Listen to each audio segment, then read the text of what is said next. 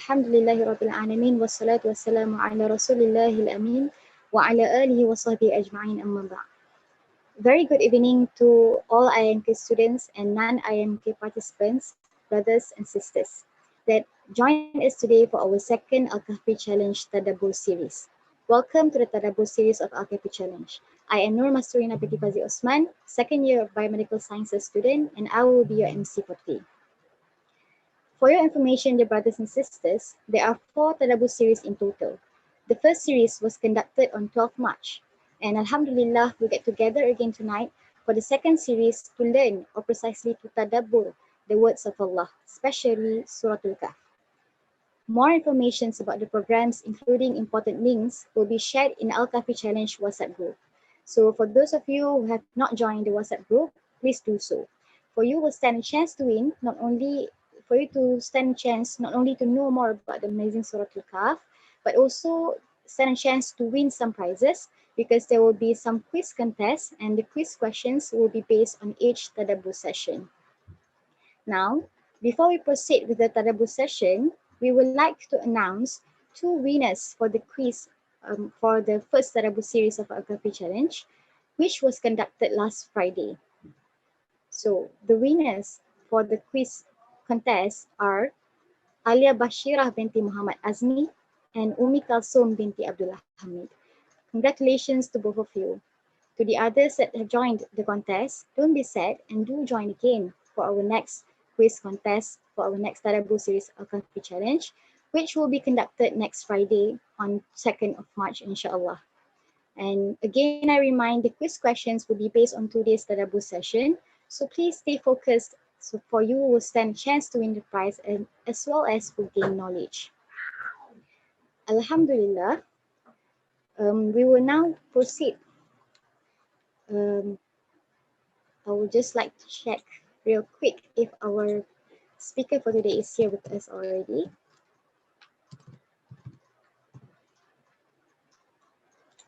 I'm very sure Dai Imran is trying to join the Zoom right now. So before that, let me just give a bit of summary for the last Tadabbur series. So for the last Tadabbur series, which has been held last 2 weeks, Dai Imran has shared on the first story in the Surah Al-Kahf, which is about the youths living in a cave. So what Dai Imran shared is from that story, what we can do is we can learn that as a Muslim, we have to be focused in our daily life, especially in being a good mu'min to Allah subhanahu wa ta'ala. So without further ado, I will now proceed to our Tadabbur session. And let me remind you a side note from Da'i Imran Zaki. Our Da'i welcome all participants to ask questions while he is sharing along the program by opening the mic, or you can also leave your questions in the comment section. Inshallah, our speaker today are open for a 2-way communication. So without further ado, I would like to invite Da'i Imran Muhammad Zaki to deliver his talk. And please don't worry, this session will be conducted in Malay. So to Da'i Imran, please welcome.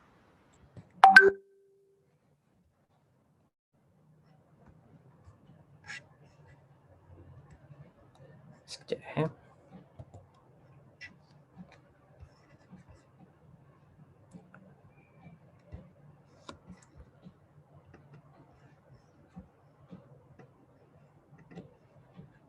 Saya cuba share screen.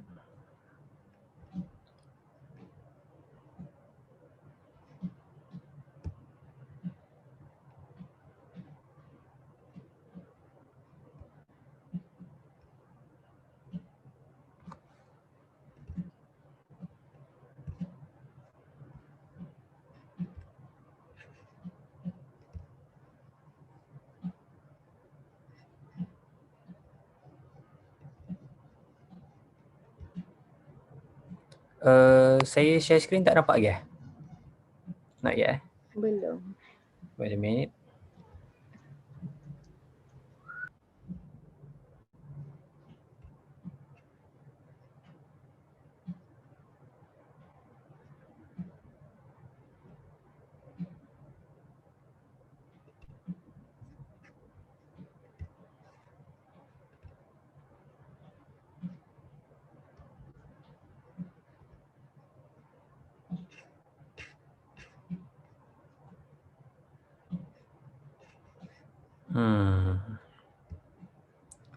Saya tak jumpa pula. Well, while waiting for Da'i Imran, I would like to invite all of you to open your camera so that maybe Da'i Imran can feel a bit alive when he's sharing his session afterwards, so that he can feel like he's actually talking to someone rather than himself. So why don't all of you, those who are able to open your camera, please do so right now. Thank you.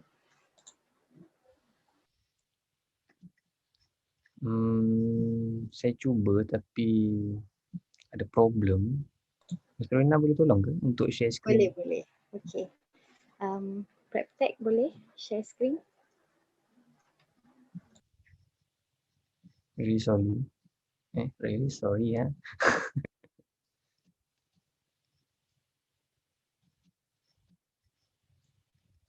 Sekejap ya. Baik, bismillahirrahmanirrahim. Assalamualaikum warahmatullahi wabarakatuh. Alhamdulillah rabbil alamin wassalatu wassalamu ala asyrafil anbiya'i wal mursalin sayyidina Muhammad wa ala alihi wa sahbihi ajma'in. Alhamdulillah, kita bersyukur kepada Allah Subhanahu wa taala dengan limpah kurnianya dapat kita sama-sama berkumpul pada malam ini. Satu sesi yang sangat-sangat baik, iaitu sesi tadabbur surah Al-Kahfi. Tempoh hari kita telah membicarakan berkenaan dengan kisah yang pertama dan juga asas kepada surah Al-Kahfi. Jadi pada hari ini kita akan masuk kepada sesi yang kedua. Kita akan membicarakan tentang cerita yang kedua. Sebelum itu, saya ingin berterima kasih kepada penganjur, khususnya kepada yang menghubungi saya, saudari Masturina dan seluruh tim yang bekerja keras dalam membangunkan dan membina ataupun melaksanakan satu program yang sangat-sangat baik ini. Yang keduanya, kalau seandainya sesiapa yang mungkin ada persoalan yang mungkin muncul daripada minggu lepas, 2 minggu lepas, yang ingin dipertanyakan, saya juga open untuk sesiapa sahaja ingin bertanya dalam tempoh saya bercakap. Dan hari ini, boleh ke, Mas? Belum. I'm working on it. Sekejap Sorry. Right. Tak apa. Okay. So kita akan masuk terus kepada perbincangan kita pada hari ini. Sebelum tu, kita cuba refresh serba sedikit lah. Tadi Mas Turina dah cerita sikit, tapi kita flashback serba sedikit saja. Bagaimana surah Al-Kahfi ini kita ada 4 cerita besar. Segmentasinya kita akan lihat ada 4 cerita besar yang mana semuanya akan berbalik kepada bagaimana kita menghadapi fitnah. Jadi fitnah yang kita akan hadapi ialah fitnah Dajjal. Walaupun mungkin kita tidak akan bertemu dengan Dajjal, tetapi fitnah yang kita akan hadapi itu ialah berdasarkan ataupun dia punya punca ataupun dia punya, kita panggil kayu-kayu binaan asas itu ialah daripada fitnah-fitnah yang kecil. Setiap satu fitnah yang besar, dia akan ada batu binaan yang kecil, kita panggil sebagai fitnah-fitnah kecil. Barulah dia boleh jadi benda yang besar. Macam orang kalau nak menipu, dia tak boleh nak menipu terus menipu benda besar. Dia tak boleh tiba-tiba nak ambil duit orang sampai RM3,000 terus, RM5,000, RM10,000. Biasanya dia akan ada something like, dia akan serba gila-gilanya kalau let's say dia ambil sebanyak itu. Biasanya dia akan, tabiat tu akan dibina serba sedikit. Mungkin ketika awal itu dia terambil RM10, lepas tu ambil RM100, lepas tu ambil RM100.50, lepas tu ambil RM200 dan sebagainya. Rasa-rasa macam makin lama makin kita rasa selesa dengan apa kita panggil, dengan dosa tu. Maka kita dekat situlah yang kita rasa macam panggil apa kalau kita perhatikan dalam kalau kita perhatikan seperti kata-kata Nik Aziz, almarhum Nik Aziz, dia kata kaki kita ni kalau lembut, kita pijak paku sakit. Tapi bila hari-hari pijak paku, kita biasa pijak benda tajam, dia akan jadi keras. Bila jadi keras, bila kita pijak paku tu dah tak rasa lah. Macam tu lah kalau kita dengan dosa. Jadi sikit-sikit, mula-mula kita terasa lah. Lama-lama tu dia jadi biasa. Alright. Boleh next. Saya minta maaf. Terpaksa minta orang lain yang bantu. Okay, kita tengok segmentasi yang kita dah sebenarnya kita dah bahas benda ni, tapi kita mungkin sesiapa nak ambil nota berkenaan dengan bagaimana kita melihat secara segmentasi ataupun secara lebih sistematik berkenaan dengan aturan-aturan ayat yang berada dalam surah Al-Kahfi. Dalam surah Al-Kahfi, sahabat-sahabat sekalian, kalau kita perhatikan Allah Subhanahu Wa Taala, kita akan dapat dia ada perbahagian kat situ, pembahagian. So pembahagian kat sini kita nampak 1 hingga 10 kita akan ada, saya letak di situ khutbah Allah Subhanahu Wa Taala. Maksudnya kalamullah yang dekat situ ada muqaddimah dan juga intisari utama. Ada beberapa topik yang dibincangkan dekat situ.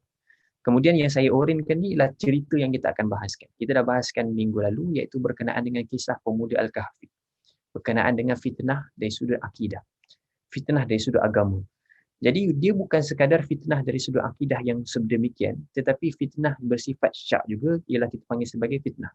Kita hidup di zaman kalau kita masuk kat Twitter, syak wasangka kepada akidah kita ni banyak. Banyak sangat untuk kita rasa macam betul ke sampai kita pun rasa macam betul ke akidah aku ni.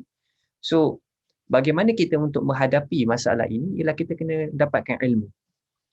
Ada salah satu perkara yang kita lihat dalam Al-Quran. Allah Subhanahu Wa Taala berfirman, "Wa qur rabbi zidni ilma." Wa qur rabbi zidni ilma, dan katakanlah Rabbi zidni ilma, tambahkanlah kepadaku wahai Tuhanku ilmu. Kenapa tambah ilmu? Kenapa bukan Rabbi zidni iman? Iman. Kenapa ilma? Kenapa ilmu tapi bukan iman? Kerana iman yang kukuh dibangunkan oleh ilmu yang sebenar. Kalau tanpa ilmu, iman tidak akan terbangun. So, krisis yang kita hadapi, dia bukan krisis akidah yang asalnya. Krisis yang kita hadapi ialah krisis ilmu. Kita ada lambakan maklumat yang ada. Zaman sekarang ni, kalau kita tengok perbahasan tentang akidah, kalau kita orang-orang awam, orang awam ni ialah orang yang bukan takhasus, orang yang bukan yang spesialis dalam bidang ni. Even dalam bidang akidah. Orang-orang luar daripada bidang akidah pun dah boleh bahas tentang bidang akidah. Maksudnya nak kata lambakan maklumat pun kita dah boleh bahas. Orang bukan bidang perubatan pun kadang-kadang istilah-istilah perubatan pun dia dah biasa lah. So nak katanya dah boleh. Maksudnya nak kata lambakan maklumat dengan zaman internet dah boleh. Macam-macam boleh akses. Tetapi kita ada masalah dari sudut krisis menguruskan ataupun mengaturkan ilmu itu. Kita tak clear benda tu. Dan itu juga menyebabkan kita kadang-kadang akidah kita ada syak. Dan selain itu juga isu dalam akidah ni ialah antaranya ialah salah faham kepada agama dan juga mempergunakan agama juga. Saya rasa perkara ini pun dah kerap kali disebut, tetapi ia satu peringatan buat kita. Kadang-kadang kita ada orang lah, sebahagian orang kadang-kadang dia mempergunakan bacaan 30 juzuk sebagai pelaris untuk jual air. Air botol air kosong ni kadang-kadang 50 sen ataupun RM1. Dibaca 30 juzuk, maka dapatlah harga yang berlimpah-limpah. Tapi perkara ini sudah pun disebutkan oleh Jabatan Mufti kita. Ada sebahagian syarikat sudah kiranya ada bahagian yang telah diharamkan kerana perkara ini untuk mengelak daripada penggunaan yang tidak teratur ni. Sebab kadang-kadang dia boleh mempergunakan agama untuk perkara yang tersilap. Dan yang ketiga, kemudian kita nampak dekat sini khutbah Allah juga dia ada, saya letak komentar kat Al-Kahfi ni bukan maksudnya hanya komentar Al-Kahfi, tapi dia kelihatannya dan dia tema utama ke arah itu. Tetapi sebenarnya khutbah Allah pada ayat 27 hingga 31 ni juga sebenarnya sudah masuk sedikit kepada muqaddimah kisah pemilik dua kebun. Okey. Dan kemudian ada 32 sampai 44 kisah pemilik dua kebun berkenaan dengan nikmat dan juga harta. Kemudian ada khutbah Allah, juga komentar pada kisah sebelum. Dan kita akan jumpa kisah Musa dan Khidir pada minggu-minggu ke hadapan nanti. Dan juga kisah Zulkarnain. Dan penutup ada 10 ayat yang terakhir. Okay, kita masuk kepada perbahasan kita yang pertama. Bismillahirrahmanirrahim. Pemilik dua kebun. Okay, pemilik dua kebun. Okay, kita naik dulu. Naik dulu, Mas. Naik. Macam ni, naik. Tukar. Ke atas? Ke sini ke? Sini. Naik lagi. Ini surat 4. Boleh? Tak apa, Isul. Ini ke? Kita tak. Maksud naik tu, Seterusnya, next. Okay. Alright, kita nampak dekat depan kita ialah rumah. Rumah yang sangat cantik. Okay, turun lagi. Yang ni laju je. Kita nampak rumah yang sangat cantik. Next. Kita nampak ada orang dah graduate. Okay, next. Kita nampak orang bekerja dengan nampak macam power nampak power. Okay, sampai situ saja dulu. Biasa kalau kita nampak yang bahagian atas, yang pertama tadi, rumah yang pertama iaitu kita panggil rumah orang-orang berjaya lah. Yang kedua, kita nampak orang tu dah graduate. Oh, power dia ni, graduate. Graduate ni bukan senang lah, susah. Yang ketiga, orang ni dia ada kerja yang power. Inilah sociological fact berkenaan dengan bagaimana masyarakat kita berfungsi. Iaitu kita sentiasa akan ada definisi bagaimana kita mengukur kejayaan.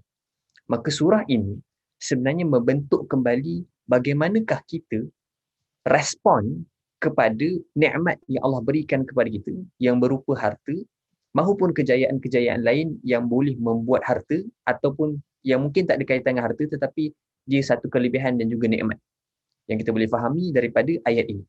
Jadi pada hari ini kita akan bahas satu kisah iaitu kisah dua orang lelaki yang mana seorang lelaki itu dikurniakan dua kebun. Nanti kita akan cerita lebih panjang. Dan budaya kita sebelum tu, kita cerita pasal budaya sedikit. Kita ada budaya iaitu kita akan push anak-anak, kawan-kawan untuk ada something like competition. Kita ada compare. Biasa budaya ni kita akan ada budaya ni waktu bila? Waktu hari raya lah kan. Biasa hari raya. Cuma tahun lepas kita tak merasa sangat. Tak merasa di compare tahun lepas. Sebab apa? Sebab raya pun dapat pergi rumah sebelah-sebelah je kan. So tahun lepas mungkin sesiapa yang dua tahun lepas sentiasa di compare, tahun lepas dia rasa selamat. Tahun ni hati-hatilah ya. Sebab dah boleh beraya. So, budaya compare ni budaya yang biasa, yang kerap kita berlaku. Kerap berlaku, anak kau dapat berapa A. Anak kau dah kerja apa sekarang ni? Anak kau belajar lagi? Oh, lama je dia belajar. Lulus tak tu? Dan macam-macam persoalan yang dia akan dipertanyakan antara orang atas, ibu dan ayah ataupun kawan-kawan juga. Kawan-kawan macam mana? Kalau kita buat reunion ni, biasanya akan ada waktu yang kau kerja apa sekarang? Oh, ni aku biasalah. Yalah kerja sikit-sikit, lebih kurang lah, bolehlah gaji first ni dah 4 ke 5K. Okeylah, bolehlah buat bayar beli kopi sikit. Gitu lebih kurang. So dia macam mana? Itu antara perbualan-perbualan yang kita akan bual setiap hari. Kalaupun bukan reunion, kalaupun bukan dengan family, juga mungkin kita bertemu dengan kawan-kawan kita di fakulti ke mana-mana. Kita dah lama tak jumpa ni. Sekejap lagi mungkin lepas fakulti buka, kau buat apa waktu dekat rumah ni? Beg baru beg ni kau beli kat mana? Oh, murah je ni. Itu ada sale lebih kurang adalah dalam 3,000. Boleh lah. Setelah saya gigit. Waktu zaman-zaman PKP ni kan duit ada tak guna. Kita belilah. Gitu. Dan macam-macam. So itu ialah perbualan kita di sekitar kita. So inilah cerita yang mana Allah Subhanahu Wa Taala dedicate berkenaan dengan ayat ini untuk kita kembali memperlihatkan, untuk kita kembali untuk melihat balik definisi kita melihat kejayaan dan bagaimana sepatutnya kita respon kepada kejayaan. Sebab bila kita tengok berkenaan dengan adakah kadang-kadang kita lihat berkenaan kita ada aset. Bila ada aset maksudnya kita very wealthy lah kan. Kita kaya dan sebagainya. Kemudian kita ada kesihatan, kita ada kehidupan yang baik, kita ada MacBook, kita ada macam-macam perkara yang menyebabkan kita rasa kita lebih baik daripada orang. Next. Kita akan tengok kepada slide selepas ni berkenaan dengan, saya just letak satu contoh besar sajalah. Tapi kita akan masuk lebih mendalam berkenaan bagaimana dengan ini. Kalau kita nampak dengan piramid, siapa yang pernah pergi ke Mesir, yang pernah datang ke piramid, saya sebenarnya tak pernah datang walaupun adik-beradik saya 3 orang kat sini. Tapi dah balik lah, tinggal seorang dekat sini. So, bila kita mengkaji berkenaan dengan piramid, ada satu tokoh lah, kita panggil tokoh sejarah, tapi Al-Quran memandangnya sebagai orang yang gagal, iaitu Fir'aun. Fir'aun ni, istilah Fir'aun ialah sultan lah, sultan. Dia bukan nama dia Fir'aun, tetapi nama dia dicatatkan dalam sejarah ialah Ramses Ats-Tsani, Ramses II. So Ramses Ats-Tsani, Ramses II ni, dicatatkan bahawasanya dia lah raja pada zaman Firaun, kefiraunan. Firaun ni banyak, tapi zaman Firaun yang satu ni dia merupakan orang yang paling mempunyai tentera yang paling kukuh. Kira zaman kegemilangan lah, zaman kegemilangan. Tentera kukuh, bala tentera power, tim power, pendidikan hebat, kemudian pembangunan tinggi. Dia kira zaman pembangunan, nampak ni macam contohnya kita tunjuk contoh sendiri. Bagaimana zaman Nabi Musa satu ketika dahulu, beribu tahun dulu, dia orang boleh bina sebesar ni. Cuba kita fikir macam mana teknologi yang diorang ada. Dan macam mana si Firaun ni, Ramses Asani, dia punya kuasa. Dan macam mana agaknya dunia lain, tamadun lain melihat Mesir ketika itu. Wish, dia akan melihat Mesir sebagai satu kuasa yang besar. Mungkin lebih besar daripada Amerika sekarang. Sebab zaman tu dia boleh buat benda macam ni. Hebat ni. Tetapi Allah Subhanahu Wa Taala merakamkan bahawasanya walaupun dia bina perkara ini, tetapi ini bukan kayu ukur kejayaan yang sebenar. Dia akhirnya gagal, mati dalam keadaan kegagalan, dan itulah kegagalan yang sebenar baginya. Maka bagaimanakah kita melihat kegagalan? Bagaimanakah kita melihat kejayaan? Maka pada ayat ini menceritakan tentang fitnah harta, tetapi kita boleh melihat dari sudut bagaimana kita mendefinisikan. Next. Baik. Seterusnya kita akan masuk kepada kurniaan nikmat. Kita akan masuk pada hari ini, kita akan mula masuk pada ayat 32. Baik, kita akan mula masuk dalam bacaan kita. Bismillahirrahmanirrahim. واضرب لهم مثل رجلين جعلنا لأحدهما جنتين من أعناب وحفظناهما بنخل وجعلنا بينهما زرعا كلتا الجنتين آتت أكلها ولم تظلم منه شيئا وفجرنا خلالهما نهر. Saya bahagikan tadabbur kita pada hari ini dengan 4 kepilihan ayat. Saya bagikan 4 ke 5, saya tak sure. 4 tu. 4 kepilihan ayat dan kita akan perhatikan satu persatu. Sebelum tu kita baca dulu terjemahan. Naik ke atas, kita baca terjemahan dulu. Okey, bismillahirrahmanirrahim. Terjemahan dia apa? Terjemahan dia ialah, dan berikanlah kepada mereka satu contoh. 2 lelaki, kami adakan bagi salah seorang di antaranya 2 buah kebun anggur. Maksudnya ada 2 orang lelaki. Salah seorang daripada dia ni ada 2 kebun anggur. Dan kami kelilingi kebun-kebun itu dengan pohon-pohon tamar. Maksudnya, dia ada kebun anggur yang sangat besar. Di sekeliling tu, dia ada pohon-pohon tamar. Dan kami jadikan di antara keduanya jenis tanaman-tanaman lain. Maknanya antara anggur dan juga pokok tamar ni, nakhl, pokok tamar, ialah ada sayur-sayur yang lain. Ada perkara-perkara yang lain. Dan jenis-jenis tanaman lain. Kedua-dua kebun itu mengeluarkan hasil. Tidak mengurangi sedikit pun daripada hasil itu. Dan kami juga mengalirkan di antara keduanya sebatang sungai. Baik. Kita balik semula kepada ayat tadi. Bila kita tengok ayat ni, dia bermula dengan cerita wadrib. Kalau kita tengok dalam Al-Quran, tak banyak tahu ayat bermula dengan wadrib. Wadrib ni apa? Wadrib ni kalau kita tengok dalam terjemahan, ialah berilah perumpamaan ataupun berilah contoh. Tunjuk kat mereka satu contoh. Jangan simple, lebih kurang. Tetapi kalau kita siapa yang belajar bahasa Arab waktu kita belajar simple-simple dulu kan, yang mungkin ingat-ingat waktu UIA belajar bahasa Arab kot rasanya. Kataan paling asas, daraba apa? Daraba. Pukul lah kan. Daraba Muhammadu. Apa kita biasa panggil? Anjing. Kalbu. Kalba. Al-kalba. Telah pukul Muhammad seekor anjing. Jadi kita akan guna daraba. Tapi dekat sini, wadrib, pukullah mereka dengan masalan, iaitu satu perumpamaan.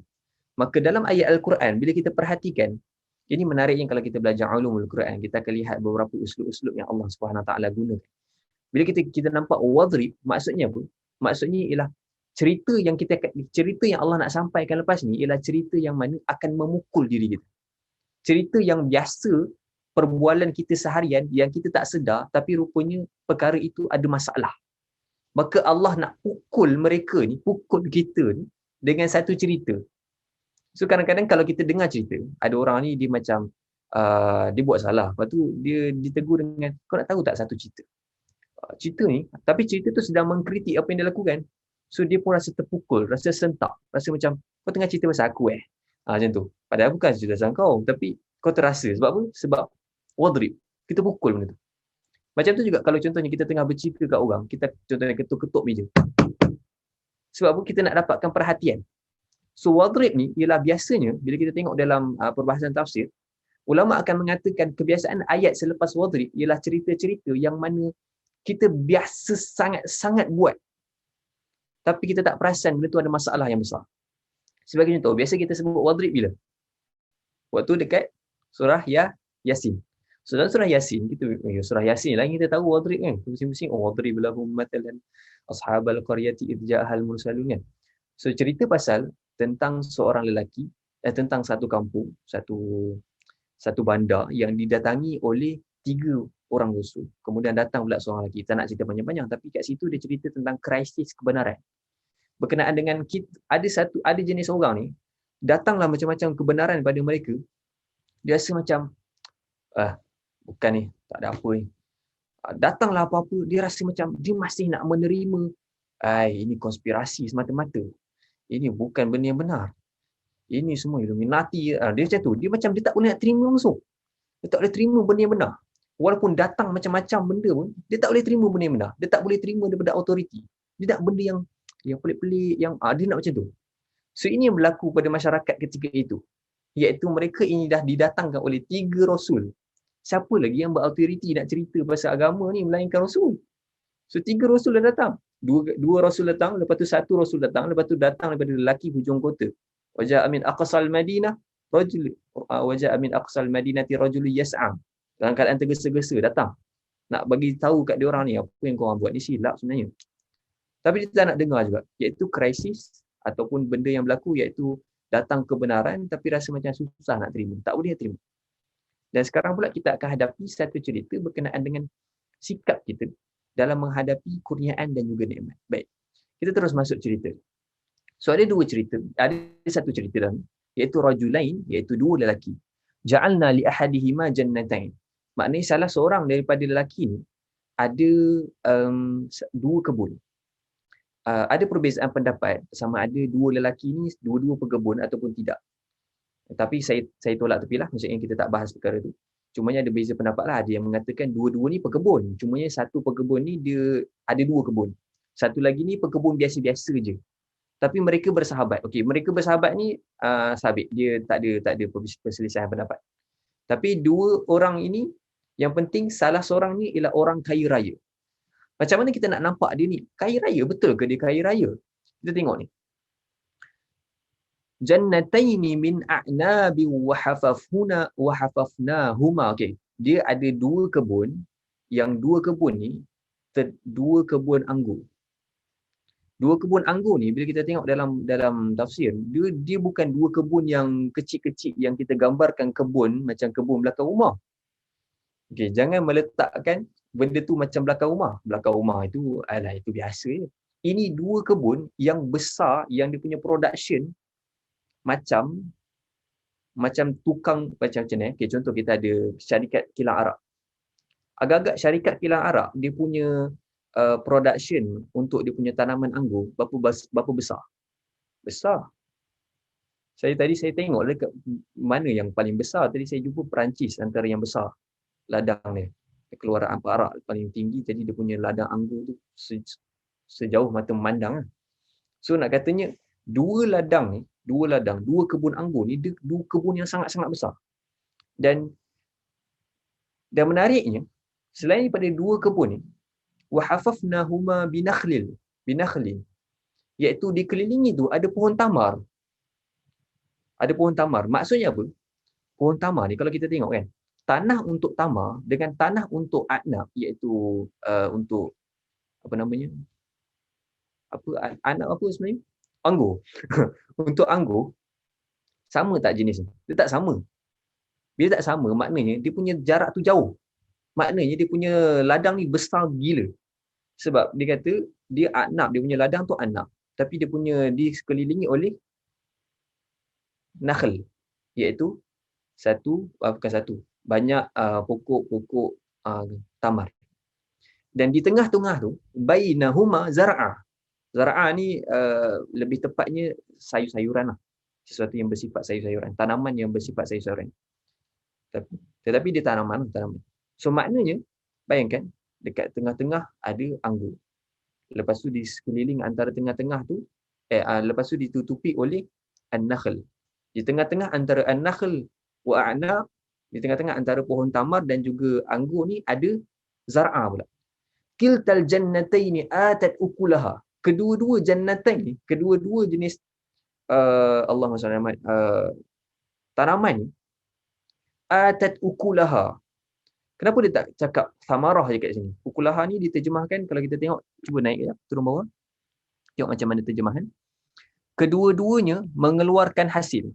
Nampak? Kedua-duanya itu mengeluarkan hasil. Okay, kita naik balik. Ukulaha, kenapa dia tak guna samarah? Kenapa Allah tak guna samarah? Kenapa Allah guna ukulaha? Ukulaha, okey.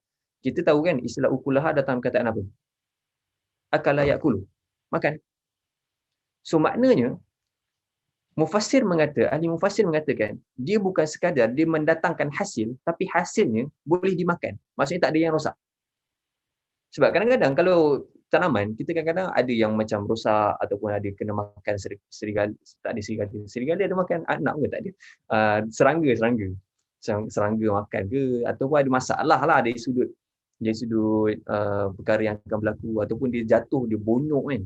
Tapi Allah SWT gambarkan, ni pemilik ni, dia punya power, dia punya Allah kurniaan kepadanya, iaitu dia bukan sekadar dia punya tu besar, tapi bahkan dia punya tu 100%. Production dia okey je. Walam tazlim minhu syai'a. Dan tidak dikurangi sedikit. Nak katanya setiap tahun menjadi. Orang yang jadi farmer ni, kalau saya dengar-dengar lah, saya ni dah lama tak bertanam kan. Rasa macam malas nak bertanam. Tapi kalau kita dengar kawan-kawan yang dengar daripada sains, yang belajar tanaman apa semua, dia kata biasanya kalau kita nak bertanam ni, dia orang yang menguruskan tanaman, urusnya orang-orang besar ni, dia biasanya stres sikit. Sebab tanaman ni kadang-kadang dia akan, bayangkan dia punya payment tu biasanya untuk dapat tu biasa kadang-kadang setahun sekali ataupun setahun 2 kali. Sebab kita nak kena selesaikan semua tu dan boleh berlaku kerosakan. Tapi orang ni Allah SWT gambarkan wala tazlim minhu syai'a, tidak dikurangi sedikit pun daripada perkara. Nak kata bertahun-tahun dia punya production going well lah. Semua okey, semua bila. Wafajjarna khilalahuma nahra. Ni lagi menarik. Wafajjarna khilalahuma nahra, iaitu berada di tengah-tengah tu ada sungai. Maknanya dia tak payah nak ambil pipe jauh-jauh, nak kena letak untuk pastikan setiap tu dapat. Tapi sebab dia punya tempat tu memang sangat-sangat cantik, dekat tengah-tengah antara dua kebun dia ada sungai. Maksudnya dia senang je nak buat pipe. Sebab sungai dah ada kat tengah-tengah, dia tak payah nak cari tempat lain. So subur lah. Tanah yang dekat dengan sungai ni subur. Jadi dia jadi tempat ni sangat-sangat cantik. Okay, next. So kita dah nampak gambaran berkenaan dengan, next lagi, berkenaan dengan bagaimana Allah Subhanahu Wa Taala mengurniakan seorang lelaki satu kurniaan yang sangat hebat. Ini saya simpulkan, iaitu dia ada 2 buah kebun anggur. Dikelilingi kebun-kebun tu ada pohon-pohon tamar, dan di antara keduanya jenis-jenis tanaman lain, hasil 100%, dan di antara keduanya tu ada sebatang sungai. Okey. Baik. Kita nampak keadaan lelaki ni memang power. So, tapi yang menariknya, kita perasan pada setiap detail Allah memberitahu ini kurniaan dari Allah Subhanahu Wa Taala. Kalau kita perasan pada ayat yang kita baca tadi, pada ayat 32 tu, dan berikanlah mereka, okey, 2 lelaki, kami jadikan salah seorang daripada antara keduanya 2 kebun anggur. Kemudian dan kami kelilingi kebun-kebun itu dengan pohon tamar, dan kami jadikan. Lepas tu bawah lagi dia kata, Allah Subhanahu Wa Taala kata, dan kami juga mengalirkan di antara kedua-duanya sebatang sungai. Nampak? Nak katanya Allah Subhanahu Wa Taala bukan sekadar mendetailkan berkenaan dengan kekayaan yang dia ada, tapi Allah nak bagi tahu itu kurniaan daripada Allah. Masya Allah, whatever Allah will. Allah nak, maka dia jadi. Begitu. Right, next. Tapi ini respon lelaki. Dia kata apa? Respon dia bukan respon, dia macam tiba-tiba datang respon ni. Okey, respon ni kita baca dulu. Wa kana lahu thamarun faqala li sahibi wa huwa yuhawiruhu ana aktsaru minka malan wa a'azzu nafara. Okey, kita tengok terjemahan. tuan kebun tu yang dia ada mempunyai harta yang lain. Okay, dalam tafsir pun disebut dia selain daripada harta tu, dia ada harta lain juga. Boleh jadi dia juga ada kilang. Sebab dia dah ada tanaman yang besar. Jadi boleh jadi juga dia ada kilang. So kita nak kata dia ni macam Sain Darby punya boss lah. Dia orang besar kan. So dia ada production yang besar. Sebab tanaman ni kalau satu negara ni, kalau dia ada tanaman yang besar, dia akan ada kedudukan lah dalam masyarakat kan. Sebab dia membantu ataupun bayangkan dalam masyarakat kita perlukan buah anggur, kita perlukan kismis. Kalau macam contohnya orang-orang kafir dia akan buat apa? Dia akan buat arak. Maka tanaman tu perlu. Dan bahkan kalau kita tengok pun buah anggur pada zaman ni, zaman-zaman dahulu, anggur ni biasa jadi makanan siapa? Dia jadi makanan raja. Dia tak jadi makanan kita. So biasanya kalau macam dia tengah apa? Kalau si raja tengah melepak, kalau kita tengok dalam cerita-cerita dulu. So dayang-dayang ni akan bagi apa? Dia akan bagi buah anggur. So anggur ni juga lambang kepada buah untuk orang-orang kaya. Maknanya dia ada kebun yang mengumpulkan barang untuk orang-orang kaya. Bayangkan dia mungkin pemilik syarikat Bugatti. Syarikat Bugatti apa? Kereta. Porsche senang. Porsche mungkin bawah sikit sekarang.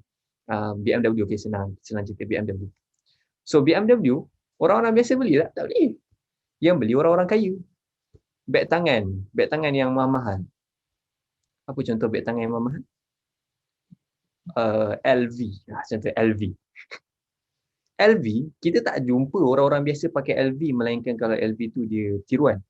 Tapi kalau kita nak jumpa LV yang betul-betul dia pakai LV yang real, maksud kita tahu dia lah orang kaya. Kalau dia orang kaya, macam mana penjual yang melakukan produksi kepada beg? Oi, orang kaya betul.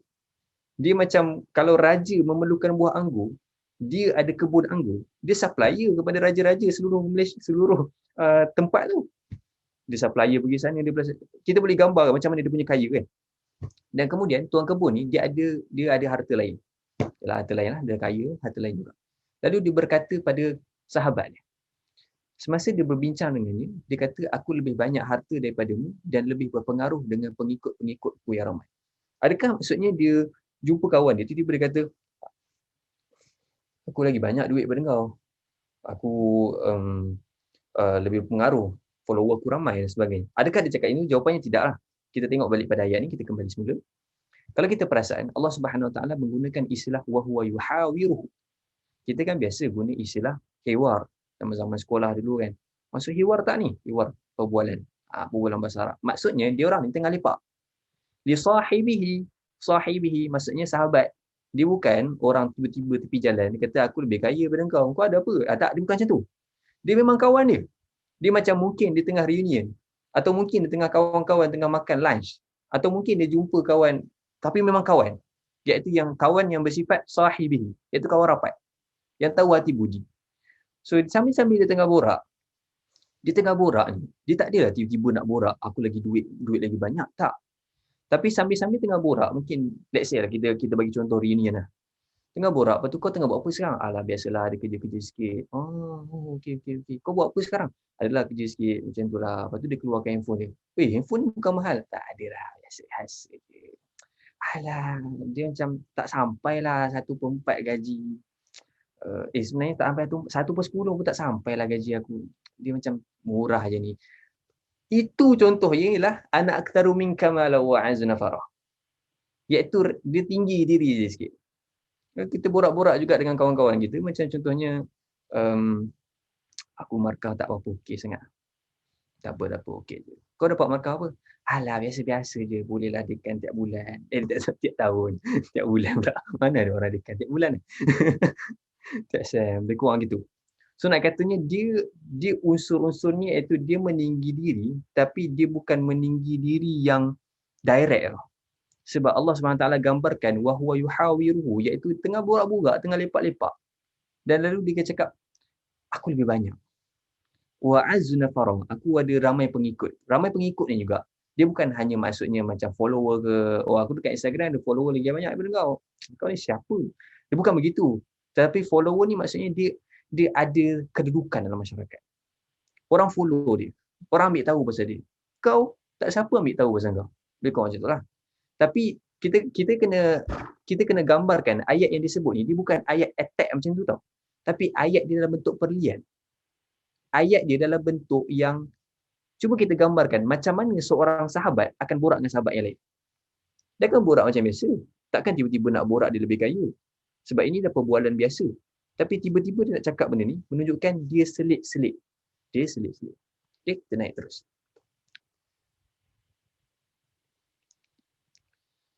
Dan perkara ini, tadi kita dah tengok berkenaan dengan bagaimana dia selit-selit benda ni.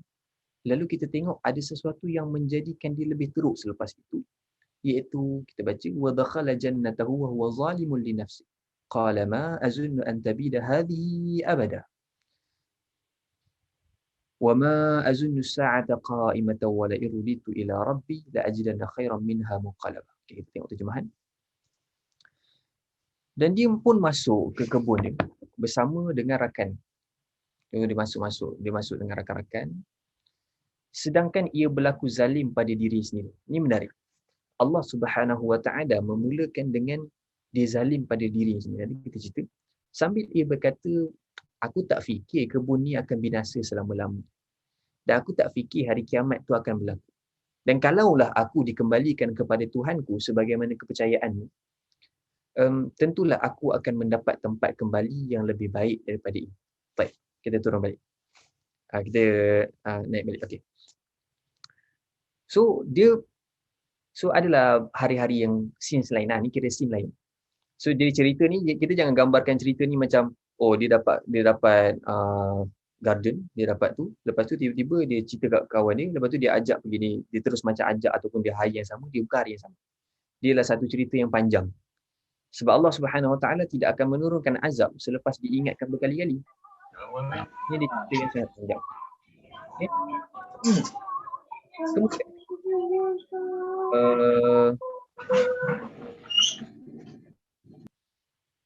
Kemudian Allah Subhanahu Wa Taala menggambarkan dia masuk wa dakhala jannatahu wa huwa zalimun li nafsi. Allah mulakan dengan dia ini telah zalim dengan diri dia. Apa maksud zalim? Tidak meletakkan sesuatu pada tempat. Iaitu dia sedang, tadi dia bermula dengan takbur. Kemudian dia sedang, bila dia mula dengan takbur, dia sedang menjadikan diri dia telah melakukan zalim. Sebab tu kalau kita tengok dalam Quran, ataupun dalam ayat-ayat ke apa-apa, dalam hadis ke, bila orang yang melakukan dosa, kita akan panggil orang ini melakukan kezaliman pada dirinya sendiri. Sebab apa? Dia sedang, kenapa kezaliman pada diri sendiri? Iaitu sedang melakukan perkara bukan pada tempat dia, yang menyebabkan dia akan masuk ke dalam neraka. Maka telah melakukan kezaliman untuk diri dia sendiri. Tak zalim ke kita kat diri kita sendiri? Kita nak campak kita ke lembah binasa. Contoh macam kita tolak kawan kita, pergi kena langgar kereta. Maka kita akan cakap, kau ni zalim kat kawan kau. Sekarang ni kita tengah tolak diri kita untuk masuk ke dalam neraka, maka kita dipanggil sebagai zalimul li nafsi, orang yang zalim pada diri kita. Qala ma azunnu an tabida hadhihi abada. Dia kata, aku rasa benda ni kalau ikut prediction lah, dia kurang bisnes ni, sambil-sambil borak bisnes, biasa orang buat bisnes, bolehlah 20-30 tahun ni boleh tahan ni. Kalau tengok ni tak ada apalah, insyaAllah lah. Hazi abada, kekal lah ni, bolehlah. Wa ma azunnu sa'ata qa'imah. Dan aku tak rasalah yang kiamat tu tak nak sampai.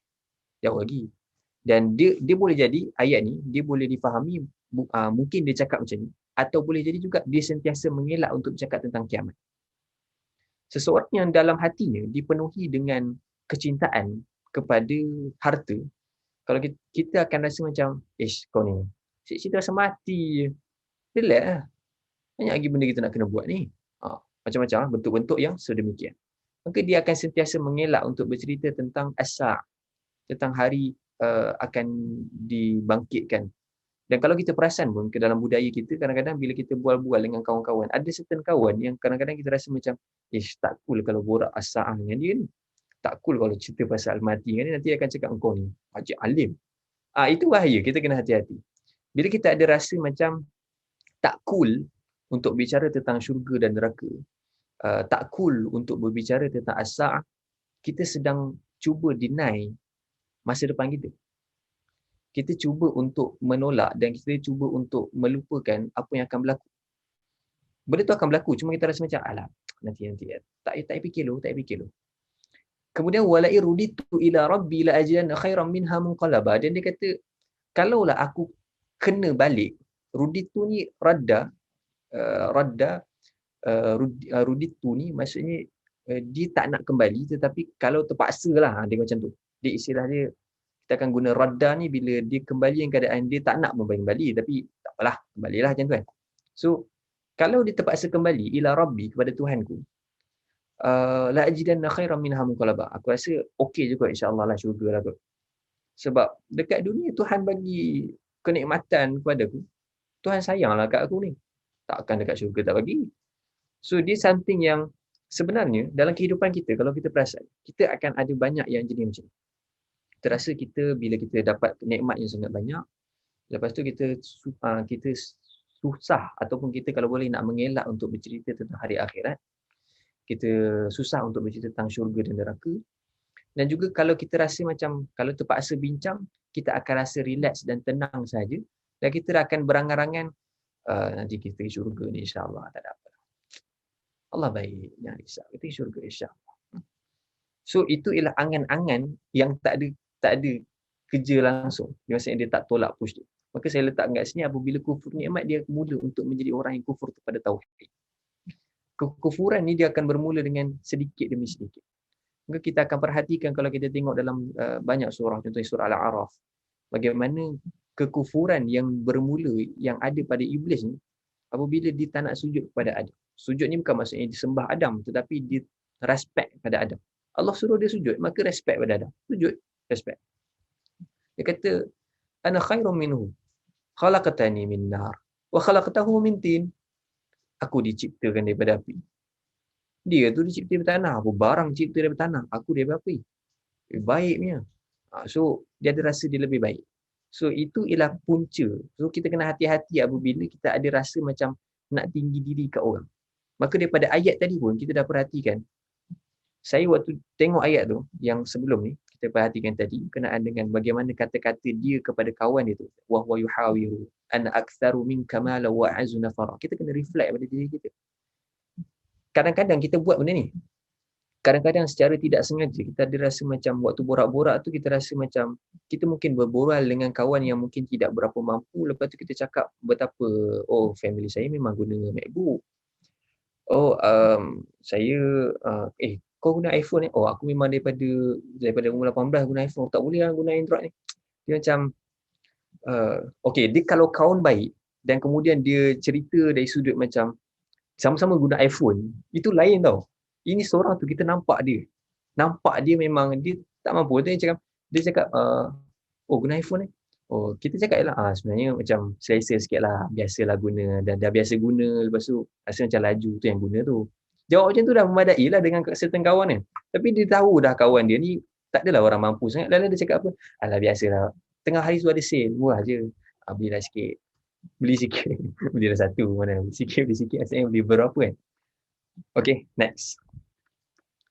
Kita dah apa ni? Allahu Akbar. Terus lagi. Okay. Saya ambil satu perkara kat sini berkenaan dengan bagaimana kita melihat kekayaan. So anggur ni, dia bukan sekadar Allah Subhanahu Wa Taala cerita tentang satu orang yang ada anggur, tetapi anggur juga dia membawa satu simbolik harta yang mana kita boleh uruskan kepada arah yang halal dan juga boleh uruskan kepada arah yang haram. Maka dia bukan isu kepada harta itulah. Orang dapat harta banyak, lepas tu kita pun kata, kau ni banyak harta ni. Hati kau kotor ni, banyak harta. Kita ni kena banyak sedekah bagi kita ni hidup dalam keadaan zuhud. Dia bukan gitu maksud dia. Sahabat Nabi kalau kita tengok 10 orang yang dijaminkan syurga, majoriti orang kaya. Tapi bagaimana majoriti orang kaya ni? Abu Bakar As-Siddiq kita tengok kaya Nabi. Berapa kaya sahabatnya. Kalau kita tengok sendiri siapa yang cuba kita rajin kita tengok kan, kalau contohnya macam kisah-kisah Nabi ataupun kita tengok Nabi Muhammad SAW sendiri. Allahumma salli. Tak ingat berapa jumlah unta yang Nabi bagi dekat Khadijah radhiyallahu anha ketika nak kahwin. Tapi kalau tak salah saya tu ada buat kira-kira, lebih kurang kalau duit kita sekarang 80,000 hantaran. Kalau kita cakap, kalau ikut sunnah Nabi 80,000 nanti ni geng-geng ni enggak. Saya ikut sunnah Nabi. Dia bukan begitu maksudnya. Memang kita nak kata bahawasanya Nabi kaya. Nabi ada duit. Business partner dengan Khadijah radhiyallahu anha. Bisnes yang owner besar tu. Khadijah radhiyallahu anha ni memang owner besar, lepas tu dia jadi partner dengan Nabi SAW, kemudian berkahwin dalam keadaan mereka berdua-dua kaya. Dua-dua ada standard dalam masyarakat. Sebab tu kalau ada orang cakap berkenaan dengan tuduhan-tuduhan, oh Nabi ni mengaku jadi Nabi sebab nak pengaruh ni, jawapannya sebenarnya tak boleh terima pakai. Sebab Nabi dah ada pengaruh sebelum Nabi jadi Nabi pun. Siapa yang panggil Nabi Al-Amin? Ni orang-orang yang lepas tu lawan sini Nabi. Abu Lahab sini panggil dia Al-Amin. Nak kata yang gelaran Al-Amin ni, orang yang terpercaya ni, maksudnya satu Mekah akui dia Al-Amin. Maksudnya dia famous lah ni. Nabi dah famous sebelum Nabi jadi Nabi. So Nabi tak perlu Nabi nak jadi Nabi. Kalau Nabi nak rasa hidup aman dan damai, Nabi tak perlu nak mengaku, nak tipu apa semua kan.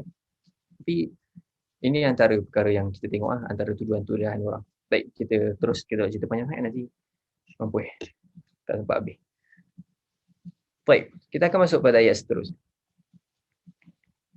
Saya cuba habiskan nanti pun 10 minit. Tak mustahil. 15 minit insyaAllah. 15 minit. Kita tengok macam mana kawan dia. So, bila lepas dah lalui beberapa waktu ni, kawan dia ni, hati dia baik. Sebab kita guna istilah sahibuhu. Dia maksudnya sama-sama kawan yang bukan zamil tau. Dia bukan kawan yang zamil ni dia tak adalah kawan sangat. Tapi istilah sahabah ni kita guna bahasa orang Melayu pun kalau kita guna sahabat pun kita akan faham lah dia lebih akrab. Sebab tu kalau kita tengok Nabi SAW dia akan memanggil contohnya Abu Bakar As-Siddiq sebagai sahabat, dia bukan zamil. Sebab level kita melihat bahasa Arab tu guna sahabat ni dia memang orang yang akrab betul. So mereka ni memang akrab lah. Cumanya ada masalah sikit kepada orang yang ada satu lagi kebun ni, iaitu dia ada masalah tinggi diri. Maka pada satu hari laki ni pun jumpa dia kata qala lahu sahibuhu wa huwa yuhawiruhu, dalam perbualan juga, akafarta billadhi khalaqaka min turab thumma min nutfah thumma sawwaka rajula lakinnahu wallahu rabbi wa la usyriku bi rabbi ahada walaula idh dakhalta jannataka qulta ma syaa Allahu la quwwata illa billah in tarani ana aqalla minka malan wa walada fa'asa rabbi an yu'tiyani khairan min jannatik wa yursila 'alayha husbanan minas sama' fatusbiha sa'idan zalaqa aw yusbiha ma'uha ghawra falan tastati'a lahu talaba. Baik. Okay, next. Kita tengok terjemahan dia. Jadi kita tengok terjemahan dia.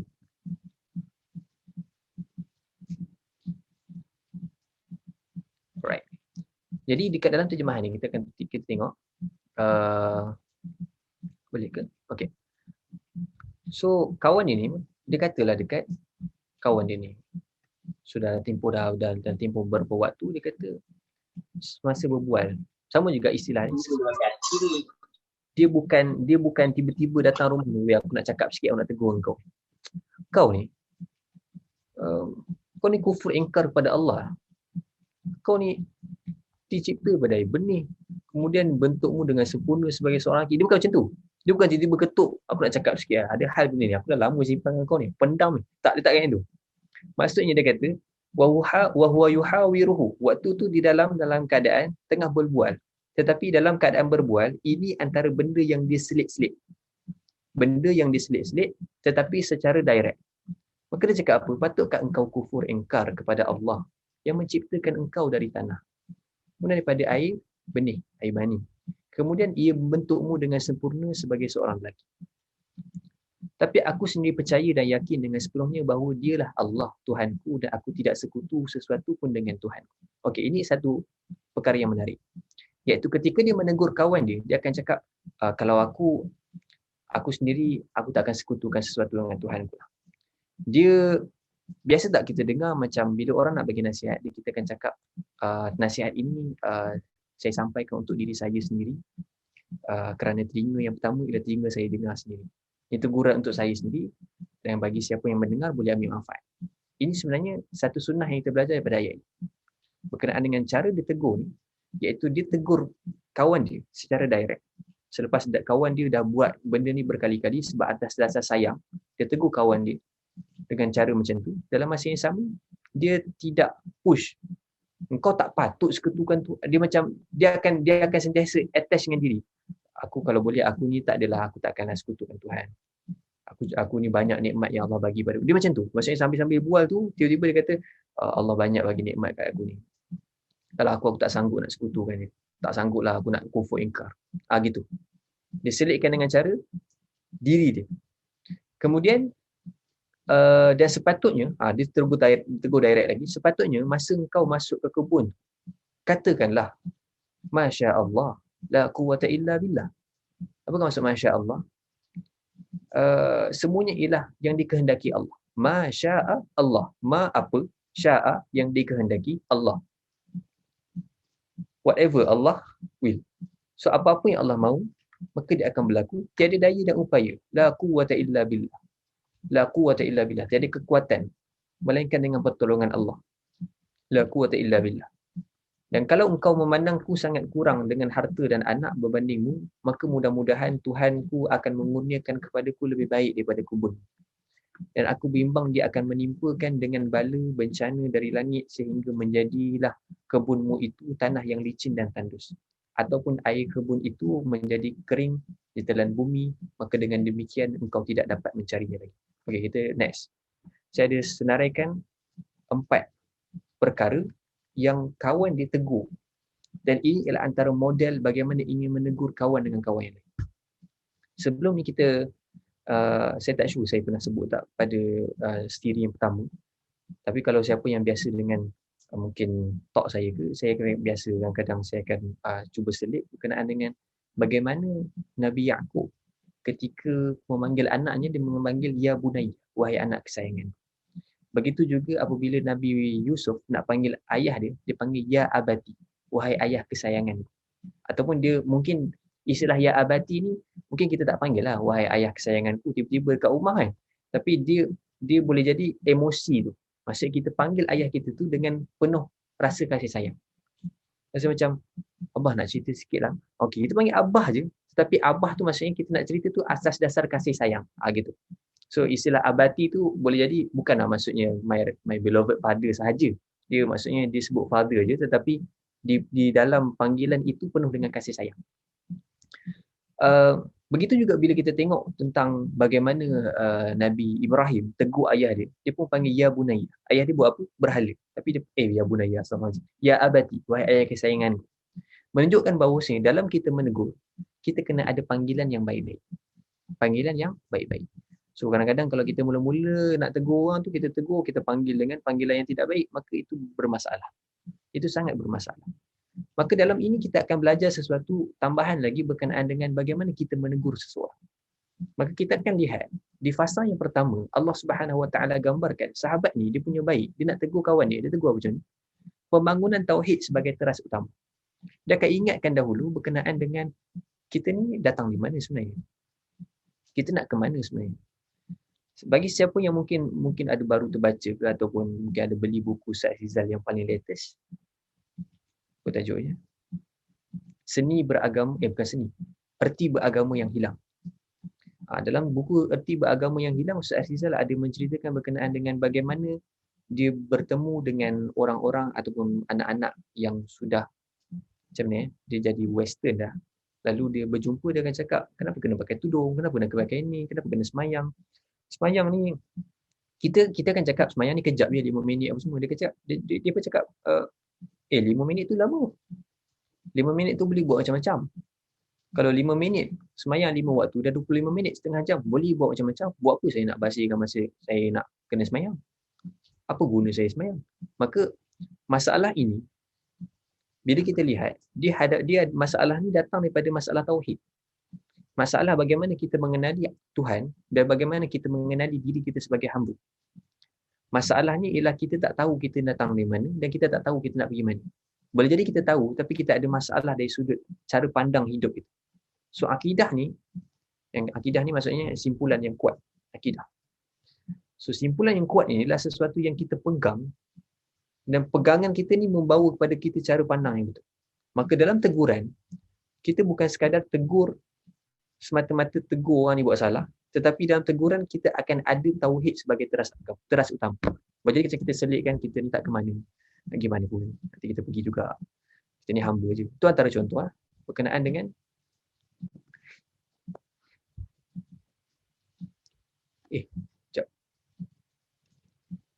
Oh, tak.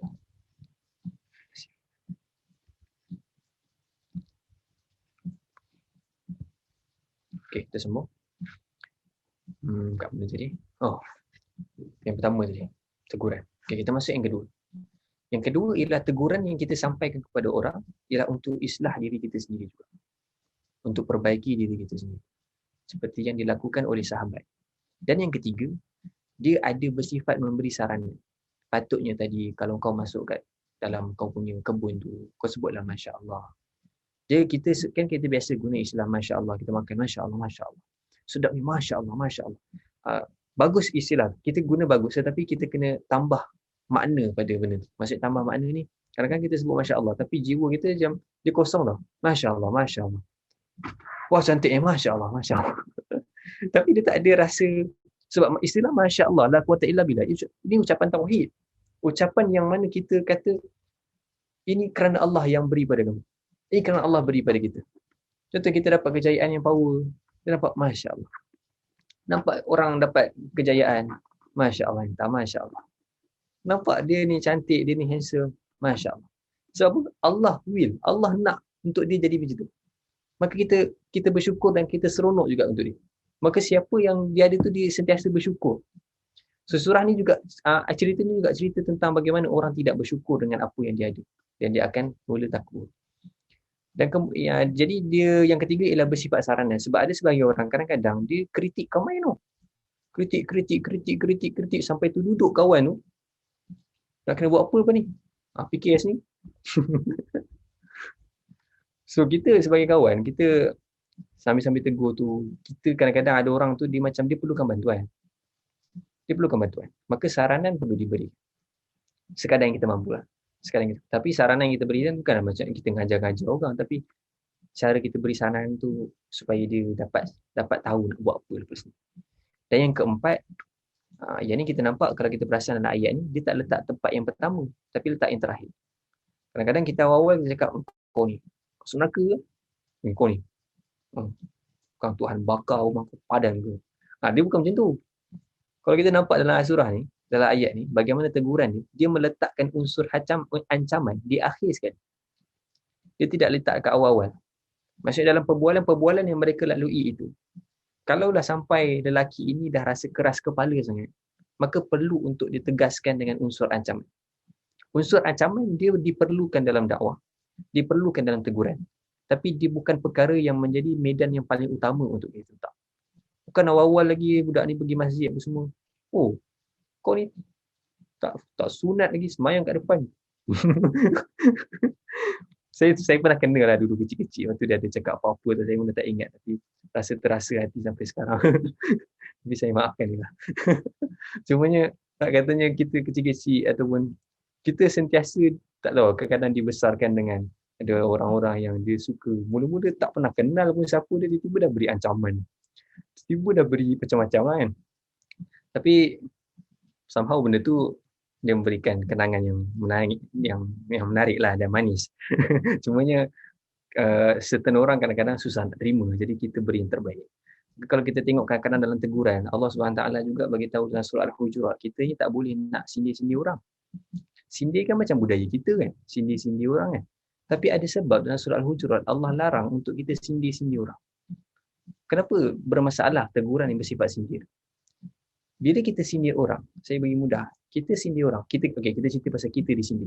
Bila kita disindir, kita senang tak nak terima teguran? Tak. Kita akan bersifat ofensif. Kita akan bersifat dalam keadaan nak melawan.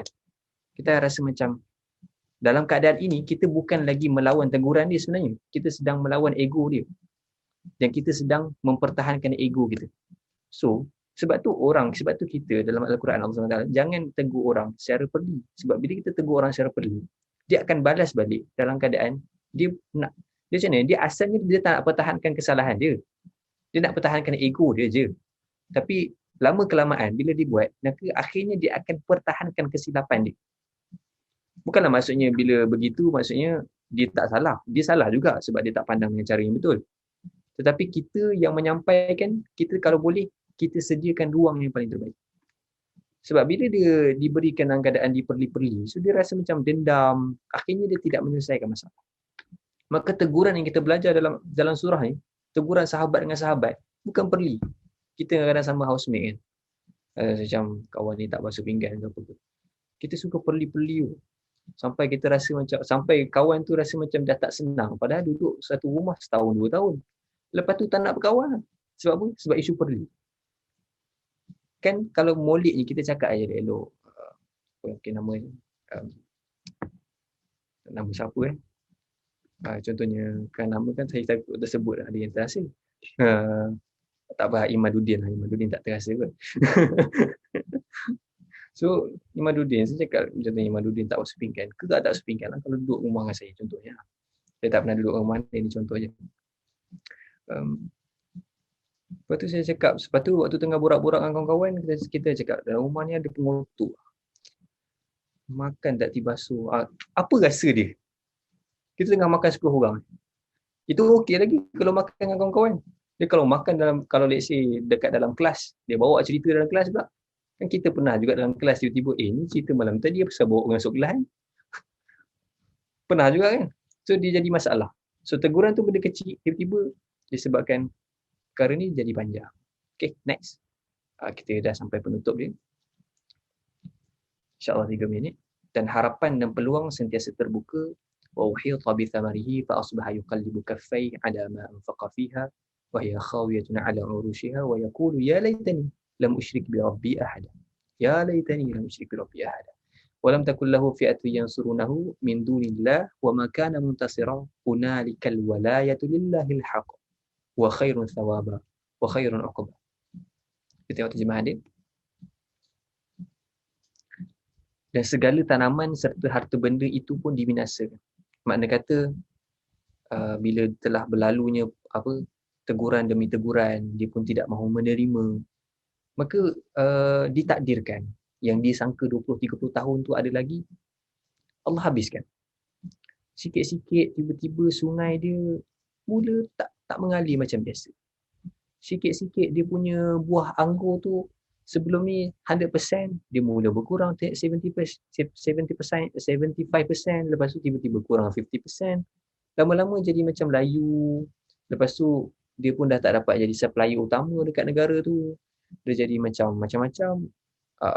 Dia itu pun dibinasakan. Lalu jadilah ia membalik-balikkan kedua tapak tangan. Balik-balik dia macam balik-balik dua tapak tangan ni, kita boleh faham antara keduanya lah. Iaitu dia bukan balik-balik secara literal macam ni. Macam mana tangan ni? Okey tak ni? Bukan itu. Saya nampak ayat dia. Membalik-balikkan dua tapak tangannya kerana menyesal terhadap segala pembelajaran yang telah dibelanjakan kepada kebun-kebun. Dia kata, dia ingat balik sebab tangan ni, dalam orang Arab biasa tangan ni juga kalau disimbolikkan bila kepada orang ni, dia macam satu usaha lah.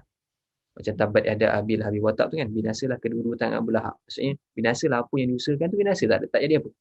So tangan kat sini maksudnya, dia macam, dia mula merenung kembali apa usaha aku ni. Aku belanja banyak dah, tapi hancur. Sedang kebun-kebun itu runtuh junjung-junjung tanamannya. Sambil dia berkata, ya laitani, alangkah baiknya kalau aku tidak sekutukan sesuatu pun dengan Tuhan. Dan dia tidak mendapat sebarang golongan yang boleh menolongnya selain dari Allah. Maksudnya dia tidak mendapat sebarang golongan. Maksudnya dia dah sedar diri. Dia kata, dah tak ada siapa tolong aku dah ni. Hanya Allah boleh tolong aku. Bayangkan orang tu tiba-tiba hilang satu tanaman yang mungkin harta dia 2-3 juta. 10 juta ke apa. Hilang. Siapa nak ganti? Siapa yang tiba-tiba nak pinjamkan duit 10 juta? Tiba-tiba jumpa Imat yang nak pinjam duit lah. Apa 10 juta je tak banyak. 10 juta aku nak ganti balik.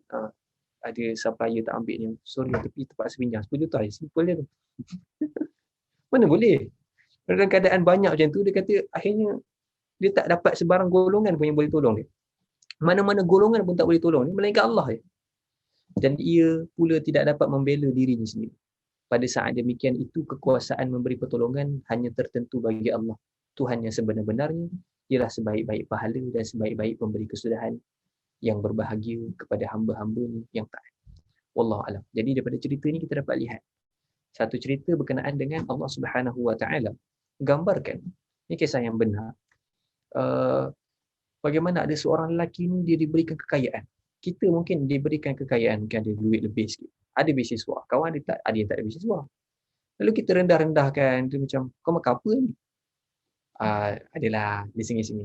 Oh, tadi aku makan McD, sedap dia dapat beasiswa. Alhamdulillah duit beasiswa baru masuk. Kalau tak selama ni makan makan nasi bujang, lauk ayam kunyit je. Nasi bujang yang kunyit dia cakap dia sikit. Ya Allah. Nasi bujang yang kunyit tu sedap dia, dia cakap macam lama ni sikit je makan. Alhamdulillah lah, tadi aku dapat makan uh, apa yang biasa makan sedap-sedap.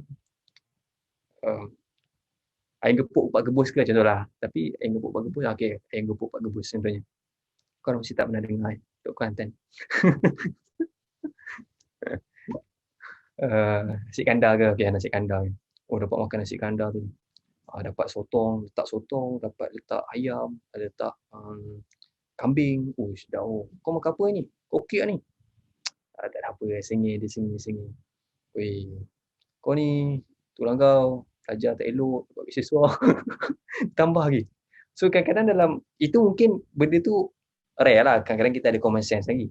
Tapi kadang-kadang kita ada muncul kata-kata yang meninggi diri kita. Maka dalam cerita ini, Allah SWT tekankan, yang dapat daripada tinggi macam tu, itu Allah yang bagi. Itu Allah yang beri. Masya Allah, la quwata illa billah. Maka dalam keadaan apa-apa pun, kita kena usaha yang terbaik. Tetapi bukanlah usaha yang kita terbaik itu kita kata, ini jaminan untuk hidup aku sampai bila-bila. Ini bukan, kita tak boleh nak beri jaminan. Dan kita pun tak boleh katakan, ini usaha aku, ini hasil kerja aku. Kita Muslim ni, kita berada tengah-tengah. Bukan maksudnya kita ni hidup dalam keadaan, tak apalah, mati dah dekat pun. Pergi universiti buat apa? Belajar UIA, biologi, buat apa bayar? Tak bayar lah. Bayar biologi nanti mati juga. Tak apa, itu bukan pemikiran yang betul lah. So, itu satu corak pemikiran yang salah. Maka Muslim ni berada tengah-tengah. Tapi bukanlah maksudnya dia belajar jauh-jauh tu juga dia kata, ini jaminan untuk kehidupan aku. Tidak juga. Berada tengah-tengah. Sentiasa dia melafazkan syukur kepada Allah dan dalam masa sama, dia juga menjadi seorang yang sentiasa berusaha sebaik. Wallahualam. Terima kasih. Jika ada soalan, boleh.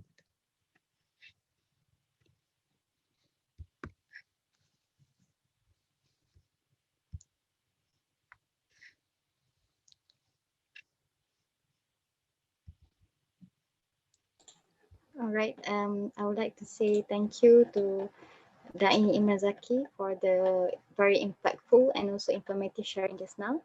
So inshallah, what we can learn today is we might face challenge of wealth, and what that can do to us is that it might make us forget that this life is just temporary. Like what the guy in the story just now, at first he just thinks about his wealth, but then when everything's gone, then only he realized that it's all mashallah, what Allah's wills. And also we also can learn from this story about the art of advising someone. Da'i Iman has shared a few arts of advising, and I think what we can take home tonight is that La'in syakartum la'azidannakum. So always be grateful. Be grateful today so that you don't need to worry tomorrow. Okay, so without further ado, we will now move to the Q&A session. So if you have any question, you may open your mic and also camera if possible to ask, or you can type your question in the chat box and I will read them, or that you will read them himself. Okay, please welcome.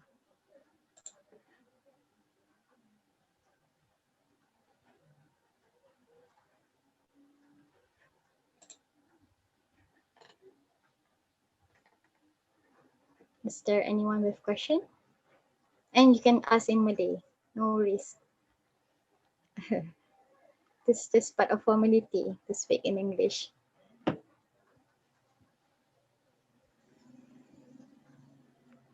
Do you have question for the Imran? He's very delightful to answer your question. So, all right, we have one question from Afika Abdul Wahid. Da'i, apakah cara terbaik untuk menegur orang yang lebih tua, lebih-lebih lagi kepada orang tua yang mudah tersentuh hatinya? So insyaAllah Da'i, you can answer the first question. Baik. Saya buka mic saya tak? Okey, buka. Okay, saya buka ayat ni. Daripada surah Al-Isra.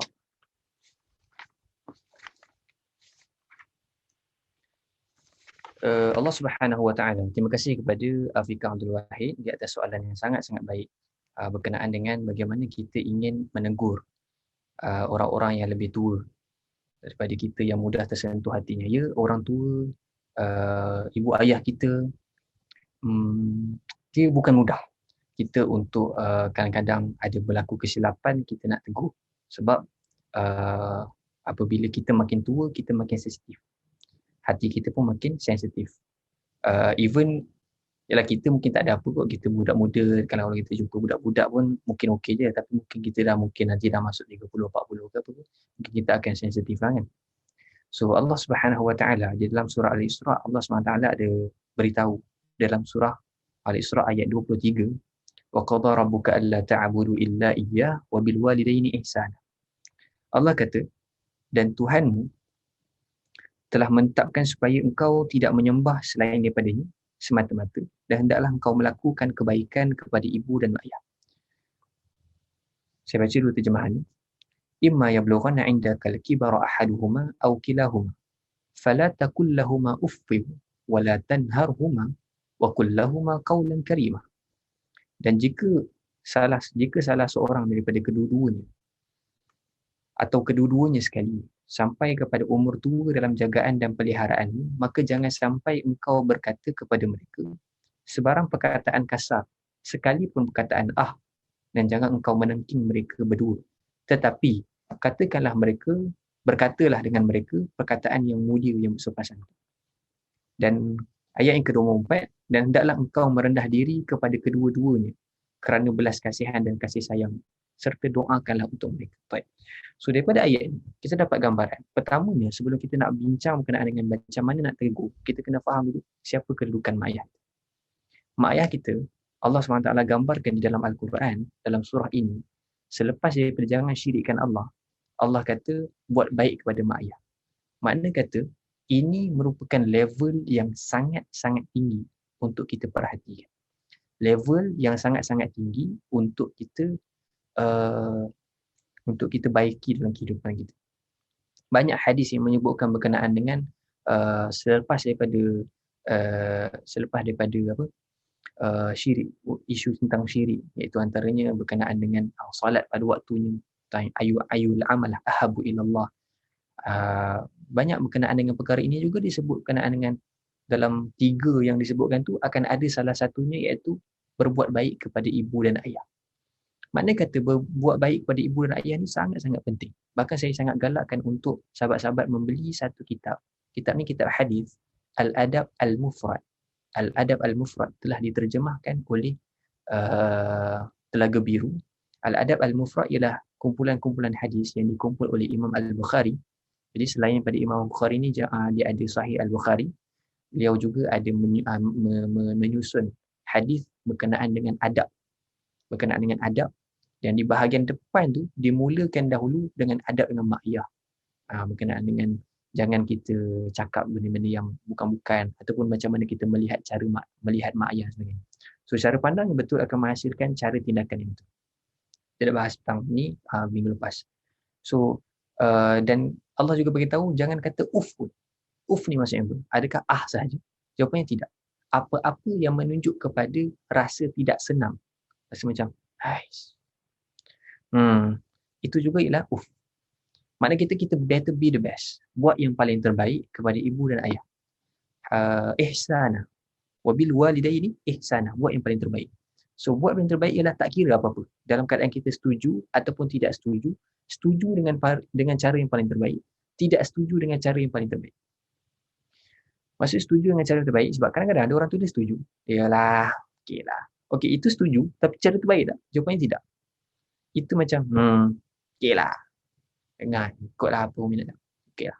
Itu setuju tapi bukan dengan cara yang terbaik. Tapi dalam keadaan kita tidak setuju pun, kita kena deal dengan cara yang terbaik. Deal cara yang terbaik yang kita boleh lah.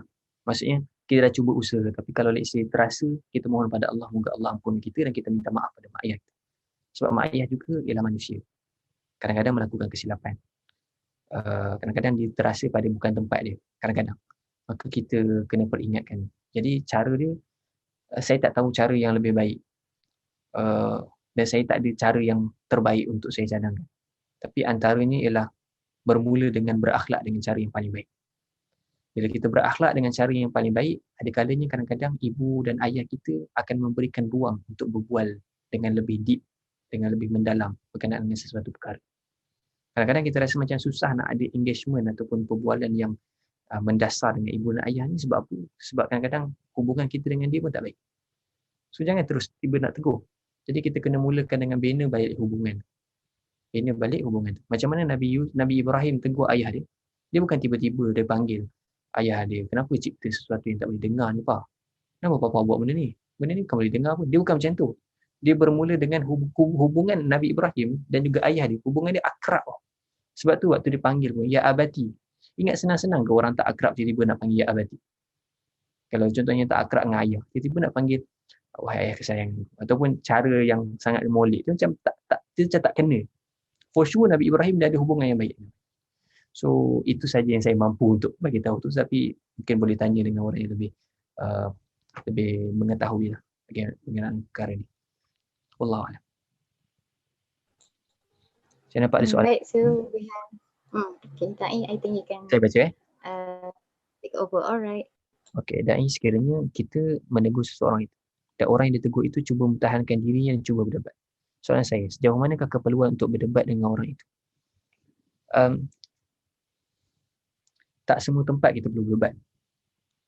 Ada waktu kita berdebat, ada waktu tak berdebat. Saya suka mengelakkan diri pada berdebat dengan orang.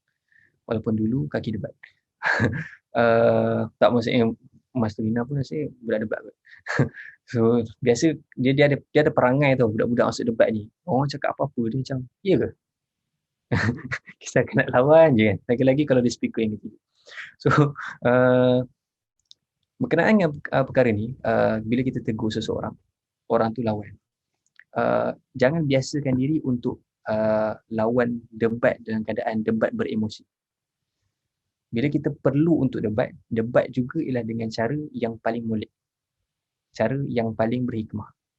Adapun keadaan dia macam dah langsung tak boleh terima, maka kita tak apalah nak buat macam mana. Sebab kalau kita perasan dalam ayat Quran pun, Allah SWT, kita jumpa ayat la tahinu wa la tahzanu, betul? Jangan sedih, jangan risau semua tu kan. Hampir keseluruhan ayat yang menyentuh tentang wala tahinu wala tahzanu ialah ayat yang disampaikan kepada Nabi berkenaan dengan Nabi rasa sedih dan kecewa apabila Nabi menyampaikan sesuatu orang tak nak terima. Maka Allah kata wala tahinu wala tahzanu. Jangan sedih, jangan risau. Sebab benda tu kamu tak boleh kawal. Kita push takat mana yang kita boleh kawal. Benda yang luar daripada kawalan kita tak boleh buat. Even kawan yang paling terbaik pada kita pun kadang-kadang kita tak boleh nak lepas ataupun tak boleh nak kawal. Sebab yang boleh kawal dia lah kita diri kita sendiri. Maka kita doa, dan dalam kita tegur juga, kita jangan lupakan doa kawan kita. So mendoakan kawan kita ialah cara yang diam tapi cara yang paling penting. Okay? Daripada macam kadang-kadang saya adalah beberapa kawan yang kita pernah duduk sekali. Ada kawan-kawan yang dia memang saya duduk dengan dia bukan orang yang panggil Islami. Dia macam very terbuka sangat, luas sangat. Even dia kata dia tak ingat bila last dia semayang pun. Dan ini pengalaman saya lah. Dan saya kata okay, it's okay. Dan sampailah satu hari kadang-kadang bila saya semayang, saya akan ajaklah dia. Jom semayang. Kau gerak lu. Kata, jom semayang. Saya rasa lepas dalam 2 bulan, 3 bulan, 2 bulan kot macam tu, lepas duduk dengan dia, barulah satu hari tiba-tiba dia datang. Dia ikut semayang. Dan kawan-kawan yang lain, jangan pandang, lah, baru nak semayang. Jangan. Nanti dia akan tak nak. Kawan-kawan lain mungkin dia semayang. Dia tiba-tiba datang semayang. Kita orang buat dia tak tahu je. Macam, jom. Buat macam biasa je. Lama-lama dia biasa. Sampailah satu malam, dia datang kat saya, dia datang menangis. Dia kata macam ni. Kau nak tahu tak? Aku sepanjang hidup, dalam kawan 24-25 tahun ni, dia cakap, tak pernah seorang pun ajak aku semayang. So nak katanya, kadang-kadang kita rasa macam, biarlah dia. Tapi sebenarnya kita kena cuba dengan cara yang paling terbaik. Ada hari Allah akan buka lah tu. Kita kena doa. Itu sekadar pengalaman peribadi. Mungkin ada jawapan yang mungkin saya tak jawab secara full, saya minta maaf. Tapi harap kalau Macam tak kena tempat garu, dekat-dekat tempat garu okey. A thin lining between nak proud dengan hasil yang ada and keep being humble. Soalan saya macam mana kita nak make sure tak berlebihan proud tu hingga timbul riak. Atau mungkin kita tak sedar pun kita tengah riak. Riak ni kita bercakap dengan orang. Yang kita takut, mungkin riak ni kita boleh elak lah. Tapi ujub lah. Riak ni dia akan bermula dengan ujub. Rasa diri kita lebih baik. Satu, tidak salah untuk berbangga dengan kejayaan diri kita sendiri. Kita tahu macam mana kita struggle dan kita rasa macam aku bangga, aku lepas benda ni. Bangga dengan rasa bandingkan kita lebih baik daripada orang lain, beza. Bangga dengan pencapaian kita, dengan kita bandingkan dengan orang lain, itu satu benda yang berbeza. Dan bandingkan dengan orang lain, dengan membandingkan, dengan merendahkan orang lain, itu juga berbeza. Apa yang tak boleh, apa yang boleh. Yang pertama, bangga dengan pencapaian kita, boleh. Dengan cara yang sederhana. Bangga dengan cara compare dengan orang tanpa merendahkan dia, bertujuan untuk kita upgrade diri kita pun boleh. Saya personally, saya jarang sangatlah buka Facebook ke apa. Tapi bila saya buka, saya akan ada beberapa kawan yang saya akan buka posting.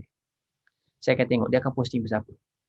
Kalau dia post, kadang-kadang kawan Arab, kadang-kadang kawan daripada Morocco, kadang-kadang kawan daripada Malaysia. Kadang-kadang dia orang umur sebaya saya, kadang-kadang dia orang bawah sikit. Saya akan tengok dia orang post pasal apa. Tiba-tiba dia orang post, dia orang macam dah baca kitab ni. Ataupun dia orang dah bahas kitab ni. Saya macam, ish, jadi. So saya pun macam, saya akan tutup balik Facebook, saya akan kembali sebab belajar. So dia kata, saya compare je, saya compare tapi saya nak push diri saya untuk dapat yang terbaik. Dan kadang-kadang saya compare, rasa macam boleh kot, insyaAllah lah. Satu jalan. Tapi dia bukan merendahkan. Jadi dia memang sangat thin lah. Garis halus. Tapi kita kena jaga-jaga. Dan cara yang paling, yang jangan kita tinggalkan ialah refleksi setiap hari. Refleksi dalam apa yang kita lakukan. Dan juga macam kalau kita tengok dalam surah Al-Jumu'ah, Allah SWT beritahu hari Jumaat ni, وَيُزَكِّيهِمْ, waktu itu untuk menyucikan diri. Macam ada khutbah dan sebagainya kan. So waktu ni, even setiap hari Jumaat, kita jadikan sebagai hari, bila kita baca Al-Kahfi, kita mula memikirkan tentang kehidupan kita balik. Seminggu ni aku buat macam ni. Saya tak tahulah benda ni boleh tak nak cadangkan, tapi ini antara tabiat yang saya buat.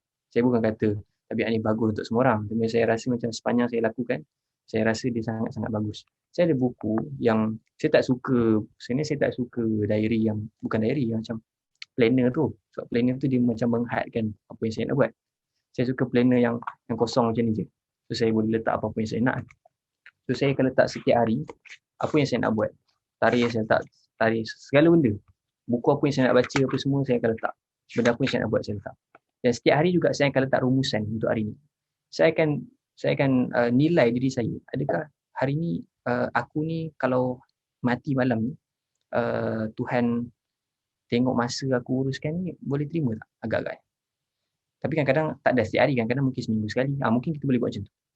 Just cadangan daripada just cuba-cuba lah.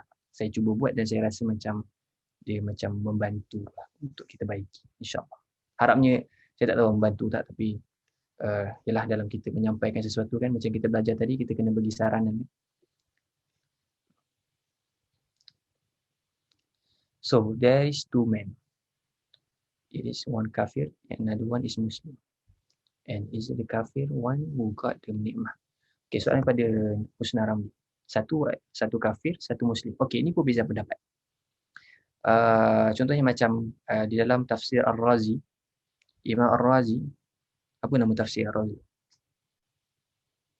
Apa dia? Saya lupa. Saya ingat penulis je. Sekejap saya tengok sekejap. Ar-Razi.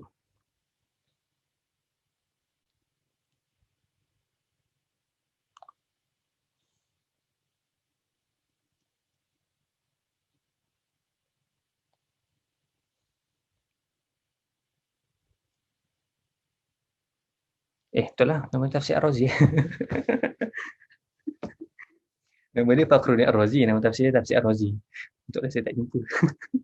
Okay, dalam tafsir Ar-Razi pun dia ada memang mengatakan bahawa seorang kafir, seorang Muslim. Ada juga yang mengatakan dua-duanya Muslim. Ada yang berdiam diri, tawakuf daripada menyatakan apa-apa sama ada dia kafir ataupun muslim, tetapi satu diberi nikmat, satu tak diberi nikmat.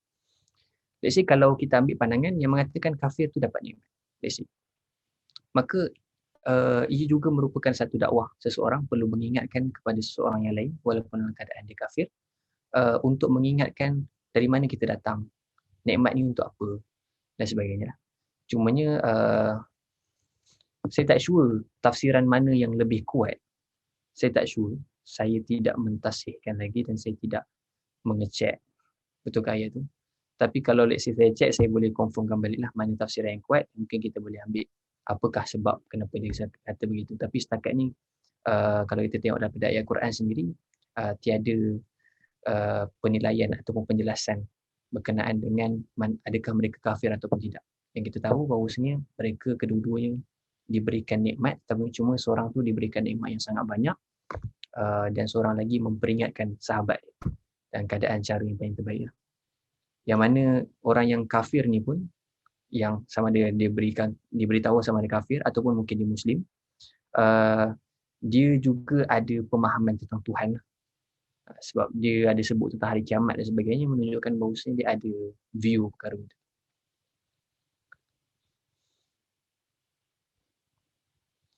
Kitab terjemahan Al-Adab Al-Mufrad. Kitab kitab ni orang awam boleh baca ke Buyurun? Apa Buyurun? Tafadhal, dipersilakan.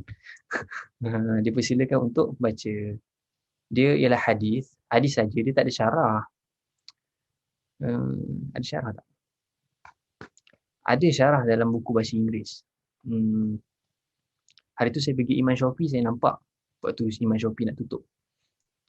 Dia ada syarah bahasa Inggeris. Tapi kalau pun tak ada, kita boleh je nak baca hadis tu. Kalau let's say tak faham, tanya kepada orang yang lebih mengetahui. Biasakan membaca hadis supaya dia akan melembutkan hati kita. Dia akan menajamkan akal kita. Dan juga kalau kita cinta kat seseorang tu, adakah memadai kita dengar cerita tentang dia? Saya cinta kat seseorang ni, adakah sekadar saya dengar, oi, dia hari ni buat apa? Dia buat apa? Tak cukup. Kita nak tahu apa yang dia cakap hari ni. Apa kata-kata dia kepada kita, kan?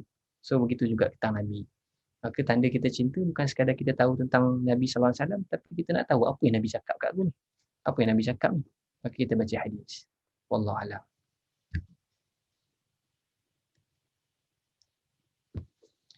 Saya rasa tu je kot. Dah tak ada kot chat. Dah tak ada soalan kot.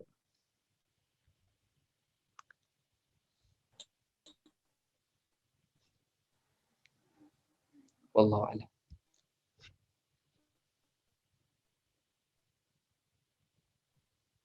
Oh, last. Amani Azimin. Soalan daripada Amani. Tips untuk tak nak riak bila dapat kejayaan. Oh, susah ni. Tapi Ibn Qayyim dia ada kata, ubat kepada untuk tak nak riak ialah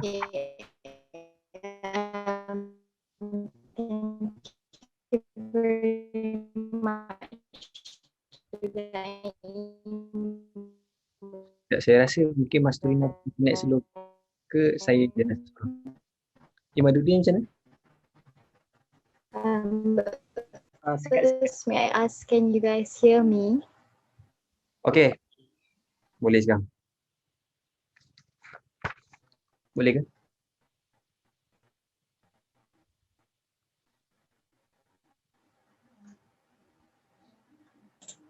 Boleh dengar saya ke? Sekarang boleh. Okay, I'm sorry for the technical issue. Internet slow because it's raining. Okay. Dan Imran, have you answered the last question just now? Saya belum jawab lagi. Saya jawab ya. Jawab Ustaz. Sila jawab. Okay, tips tak nak riak. Okay. Dia macam tips tak nak riak. Subhanallah. Saya tak tahu. Saya tak tahu secara sebab tips ni dia macam ni. Tips ni macam apa? Dia macam cara seseorang tu tak nak riak kot kan. Kita sentiasa diuji dengan kehidupan kita. Macam kita bagi tahu tadi, surah ini berkenaan dengan ujian-ujian. Maka Allah Subhanahu Taala bagi tahu di awal, yang awal kita cerita pasal ujian akidah. Kita akan ada ujian akidah. Yang keduanya kita ada ujian harta. Daripada sudut harta ni kita akan ada ujian rasa lebih baik. daripada rasa lebih baik, kita akan ada rasa nak riak kat orang, tunjuk kat orang.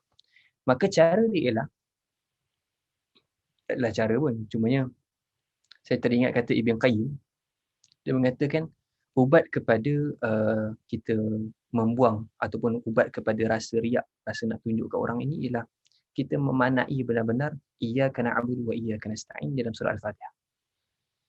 Iaitu bila kita baca Al-Fatihah, kita sentiasa mengingati bahawasanya iyyaka na'budu, hanya kepada engkau lah kami menyembah. Wa iyyaka nasta'in, hanya kepada engkau lah kami meminta pertolongan. Bila kita riak, maksudnya kita apa? Maksudnya kita sedang menagih perhatian daripada orang lain, bukan daripada Allah Subhanahu Wa Taala. Kita cuba untuk mendapatkan pujian daripada orang lain, bukan daripada Allah Subhanahu Wa Taala. Maka ubatnya ialah kita baca setiap hari pada 5 waktu solat itu untuk kita sentiasa ingat yang aku ni sembah, nak dapat perhatian, nak dapat segala-galanya hanya daripada Allah Subhanahu Wa Taala. Dan kita ni nak dapat pertolongan hanyalah daripada Allah Subhanahu Wa Taala. Bukan maksud pertolongan tu tak boleh nak ambil pertolongan daripada orang lain, tapi hakikat pertolongan tu datang dari Allah. Maka dengan cara itu kita sentiasa peringat bahawasanya kita ni hidup nak apa? Nak perhatian orang ke, nak perhatian Tuhan? Perhatian orang bila kita dapat sekarang, habis, tak memberikan kesan apa-apa. Pujian itu baik, pujian itu bagus. Dan kita pun bila kita berjumpa dengan kawan, bila kalau dia nampak dia pakai baju batik, kita pun sangat-sangat baik untuk memujinya. Tapi bukan pujian yang melampau-lampau. Kerana pujian menyebabkan seseorang itu rasa dihargai. Maka memadai sekadar itu. Maksudnya kita rasa dihargai, kita pun puji orang, orang pun rasa dihargai, orang pun puji kita, kita rasa dihargai. Tapi tak perlulah sampai kita nak up tinggi-tinggi sangat gitu. Tapi ada beza lah antara kadang-kadang ada orang dia cakap macam contohnya ada seorang tu dia dijemput untuk menyampaikan atau membacaan kitab. Lepas tu dia kata, boleh bagi tahu kelayakan cik? Saya tak nak cerita lah. Nanti riak. Itu lain lah. Itu benda lain. Itu keperluan. Untuk sampaikan contohnya dalam bidang agama. Let's say kalau boleh, dia kena ada sanad ke apa ke, ataupun dia ada kelayakan ke, dia belajar dengan siapa, ada siapa syekh yang dia dah tunjuk, mungkin dia boleh bagi tahu lah dekat penganjur, dia belajar dengan siapa melalui resume dia ke apa ke. Itu antara perkara yang, dia bukan riak, dia bukan tunjuk yang dia belajar banyak sangat orang, tapi itu antara cara untuk kita dapatkan trust. Itu lain juga. Tu dia depend pada niat. So kita yang melihat orang tu, kita tak payahlah menghukum orang. Kita menghukum diri kita sendiri. Wallahualam. Saya mohon maaf kalau tak dapat menjawab, tapi harapnya pemaknaan kita pada surah Al-Fatihah pada setiap hari itu membantu kita untuk membersihkan. Terima kasih. Alright, thank you very much to Da'i Imran and to all that asked questions just now. Thank you very much for asking a lot of questions. So I think that's all for today's Q&A. We pray to Allah Subhanahu Wa Taala. Allahumma inna nas'aluka ilman nafi'a. May Allah give us beneficial knowledge, and may Allah makes us understand and remember whatever we learn today. So, dear participants, I would like to remind everyone to join the quiz for this tadabbur session, which will be conducted next Friday. So stay tuned for all information regarding the quiz in the WhatsApp group, and don't forget to fill in the registration and feedback form in the chat box there. Right, before we dismiss, I would like to ask all of the participants to open your camera if possible for the photography session. So I'll give you for about 1 to 2 minutes to open your camera.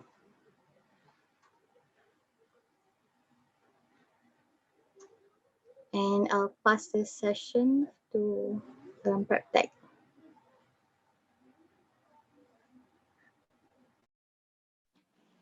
Bismillah. Okay. So semua boleh buka kamera lah. Okay.